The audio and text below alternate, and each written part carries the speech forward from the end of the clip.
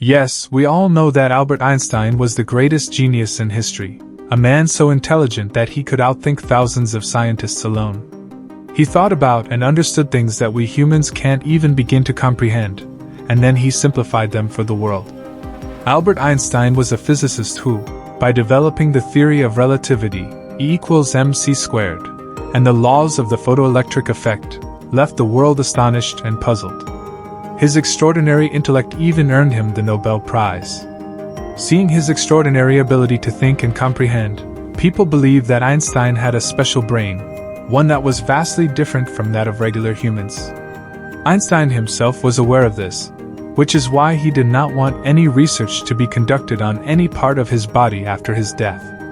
In fact, he had instructed that his body should be cremated after his death. But then, the very thing Einstein feared happened. On April 18, 1955, when Einstein passed away at Princeton Hospital, a doctor performing his autopsy secretly removed Einstein's brain. He was curious to discover what made the greatest genius in the world so unique. Welcome back to Xfinity Evolution. Dr. Thomas Harvey, who was more interested in studying Einstein's brain than worrying about the consequences of his actions. A few days later, when Princeton Hospital discovered what Dr. Harvey had done, he lost his job.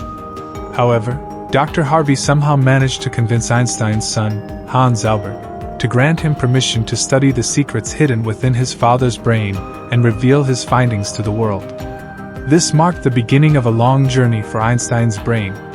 Dr. Harvey, who was a pathologist and mainly dealt with autopsies, believed that he could conduct research on the brain of such a great genius.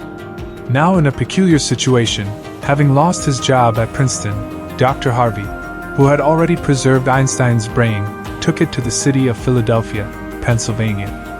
There, he took numerous photographs of the brain, then cut it into 240 small pieces and preserved each piece in separate jars, which he hid in his basement. This issue led to frequent arguments between Dr. Harvey and his wife, who often threatened to throw the brain away. Eventually, their conflicts escalated, and they divorced, with Dr. Harvey moving to Wichita, Kansas, taking Einstein's brain with him. In Wichita, he took up a job as a medical supervisor in a biological testing lab, where he tried to study Einstein's brain during his free time. Over the years, he took the brain to different cities, working various jobs, but was unable to make any significant progress in his research on Einstein's brain. Eventually, he even lost his medical license and had to take a job at a plastic factory. Then, for the first time, Dr. Harvey made a good decision. He decided to send various parts of Einstein's brain to the world's best neuropathologists for detailed research. And so he did. After 30 years of the brain's theft, in 1985, the first study on Einstein's brain was published. These studies revealed that Einstein's brain was indeed different from a normal human brain. The most significant difference was found in a part of the brain called the corpus callosum. It's important to understand that the human brain is divided into two hemispheres. Any action we perform is first processed in one part of the brain, which then signals the body to respond. The left brain controls the right side of the body, while the right brain controls the left side. Additionally, in 90% of people, the left brain is responsible for functions such as speech, understanding, mathematical calculations, and writing, whereas the right brain is responsible for creativity, art, and musical skills. Now you might be wondering how the corpus callosum fits into all this. Well, let's say you're typing on a keyboard or using a mobile phone. During this process, both of your hands are busy. Some letters are being typed by your right hand, while others by your left. If you make a mistake with your left hand, your right hand immediately corrects it. This means that if an error occurs in the right brain, it signals the left brain to fix it. The communication between the two brain hemispheres occurs through the corpus callosum, and Einstein's corpus callosum was significantly larger than that of a normal person. This strong connection between his left and right brain allowed Einstein to imagine and solve highly complex problems and situations simultaneously. Not only was his corpus callosum larger, but the pattern of Einstein's brain was also quite different from that of ordinary people. Researchers believe that because of this, the flow of neurons in his brain was much more efficient. More efficient neurons meant that his ability to solve mathematical problems was significantly enhanced. Albert Einstein could solve complex mathematical problems without the need for pen and paper, relying solely on the power of his mind. When Einstein's brain was weighed, it was found to weigh 1,234 grams, while an average human brain weighs around 1,400 grams. Experts believe that his brain's lining was much thinner, allowing for more neurons.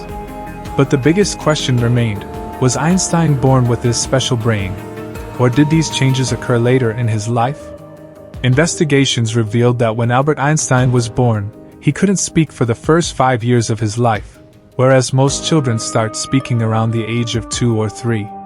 Even after he began speaking, he preferred to remain lost in his thoughts rather than talking much. He had a poor memory for memorizing things, and even struggled with simple math tables. But instead of memorizing numbers, Einstein was a master at processing them logically. This ability allowed him to excel in math and science, while he failed in most other subjects. At the age of 12, when a family tutor accidentally left a geometry book at Einstein's house, he astonished everyone by reading the entire book in just one day, mastering the concepts of geometry. By the age of 14, he had become a master of integral and differential calculus. His grip on math and science was so strong that when he raised his hand to ask questions in class, even his professors would feel nervous because Einstein's questions often went over their heads. From a young age, Einstein wanted to condense the laws of the universe into a single equation, and he made this his life's goal. At the age of 26, Einstein published 4 research papers that left the world in awe. This earned him a PhD and eventually the Nobel Prize for his immense contributions to humanity. You can measure his impact by the fact that even today, science would be incomplete without Einstein's theories. Many doctors and scientists concluded that Einstein's brain developed its extraordinary abilities after birth. Einstein's brilliance was a combination of both his unique brain structure and his insatiable curiosity. His legacy, both intellectual and personal, remains a testament to the limitless potential of human thought. If you found this video insightful, don't forget to like, share, and subscribe for more fascinating stories. See you next time.